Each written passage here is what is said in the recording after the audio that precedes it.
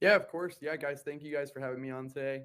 Yeah, just talking about how we kind of got there. We originally got a call from Task Force One, which is like a local agency here in Texas, asking for additional resources. So they launched us from Coast Guard Air Station Corpus Christi at about 6:37 p.m. or sorry, 7 a.m. In the morning on the 4th of July. Kind of battled some weather with the crew on the way in. We were obviously flying through the storm that was causing all the rain. So in the crew, we had our aircraft leader, our co-pilot Blair Agujafor, and then also our flight mechanic Seth Reeves and myself. We're kind of on the crew, battling some pretty nasty weather, some of the worst I've ever experienced in my career so far. It took us about 4 different attempts to try to make our way into Kerrville, and finally on the fourth attempt, with the help of the Air National Guard, the Army guys, we were able to kind of make our way into Mystic. So our original tasking was just to get to Camp Mystic, and we heard there was about 200 campers there, and they were in need of airlift. There was no other way to get them out. Bridges were gone, roadways were gone, and the water was coming up too high for boat rescue. So the only option was airlift. We kind of assessed the scene a little bit, had an internal crew discussion with the rest of the crew, with Ian, Blair, and Seth and myself. We decided the best course of action would probably be to leave me there. At the time, there was no triage coordinator, and just because, yeah, it was kind of hectic. A lot of people were needed on other assets and other airframes. We just decided that, hey, we can fit a couple extra kids if we leave me on scene.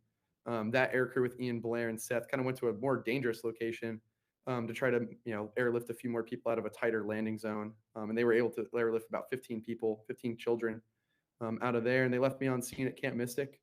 And there, yeah, I kind of helped facilitate some of the organization and the triage, just comforting these kids, and getting 165 of them out on the Army Black Hawk helicopters.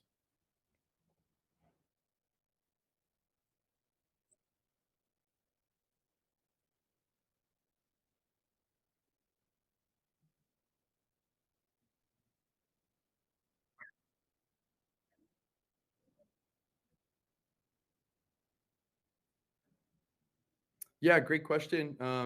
It was pretty traumatic. I mean, yeah, you have a lot of kids. They're having probably the worst day of their life. They're missing friends. They're missing loved ones. They don't know where they are. Some of them may be unaccounted for. Some of them may be somewhere else. We just haven't up with each other yet. So it's a lot of unknowns on that first day, especially on Friday. Cell service was bad. Radio reception was bad on my comm. So I really didn't have any communication with the outside for about 3 hours.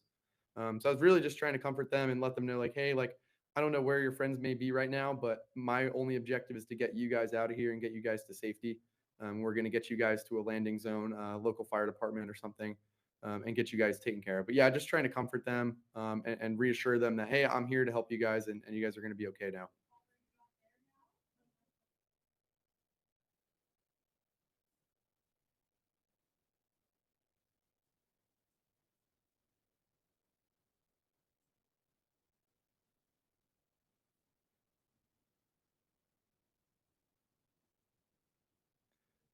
Yeah, it's a good one. There definitely was a lot of, there's going to be a lot of heroics from this, not only from like first responders, but just the people that were the survivors, right? Like caught in the flood.